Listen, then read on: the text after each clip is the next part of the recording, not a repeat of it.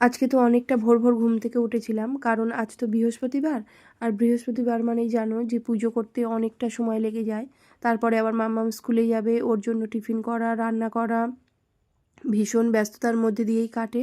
তো ঘুম থেকে উঠে প্রথমে বিছানাটাকে সুন্দর করে গুছিয়ে নিলাম, আর বাইরে বেরিয়ে দেখলাম যে কুয়াশা রয়েছে। তো তাই চাদরটা গায়ে দিয়ে বাইরের গেটে জলছড়া দিয়ে এলাম, আর ঘরটা ঝাড়ু দিয়ে ঘরটাও মুছে নিলাম, বাইরেটাও ঝাড়ু দিয়ে বাইরেটা ধুয়ে দিলাম।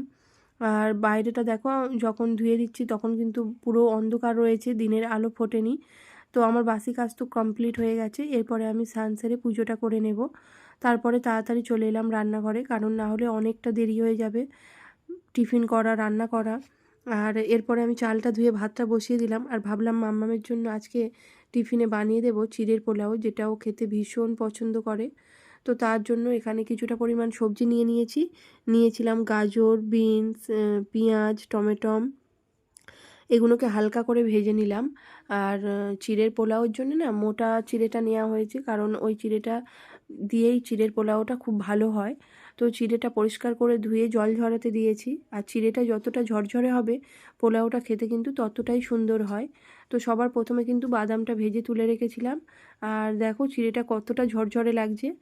তাই সবজির সঙ্গে চিড়েটাকে হালকা করে ভেজে নেব, আর তারপরে ওপর থেকে বাদামটাকে ছড়িয়ে দেব। তো চিড়ের পোলাওটা আমার এখানে রেডি হয়ে গেছে, আর ভীষণ সুন্দর হয়েছিল। লাবানোর সঙ্গে সঙ্গেই তো মাম্মাম খেয়ে বলল, মাম্মাম ভীষণ সুন্দর হয়েছে। আর এরপরেই ভাবলাম রান্নাটাও শুরু করে দিই, কারণ মাম্মাম তো স্কুল থেকে এসে আর ভাত খায় না, ও একেবারেই খেয়ে যায়। তো আর এখন তো বসন্তকাল চলছে, আর এই কয়েকটা সপ্তাহ না এই সজনে ফুলটা পাওয়া যায়।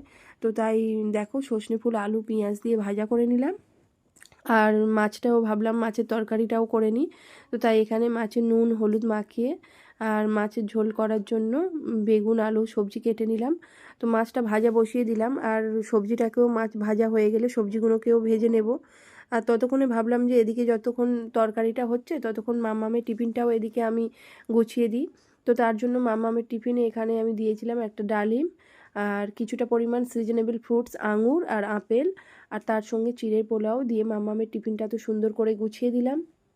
এরপরে মাম্মাম তো বেরিয়ে গেল। আর যেহেতু আজকে অনেকটা ভোর ভোর উঠেছিলাম, আর তাই রান্নাঘরের কাজটাও তাড়াতাড়ি কমপ্লিট হয়ে গেছিলো। মাম্মাম বেরিয়ে যাওয়ার পরে গ্যাস মুছে রান্নাঘর পরিষ্কার করে তারপরে চলে এলাম। কিছু কদিন ধরেই জামা কাপড় কেচে দিয়েছিলাম, সেগুলো না আর গুছিয়ে রাখা হয়নি।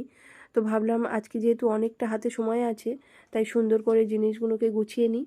আর এখন তো গরম পড়ে গেছে, আর শীতের জিনিসগুলো এখন লাগবে না। তো তাই ভাবলাম ওগুলো তো আবার সেই একটা বছর পরে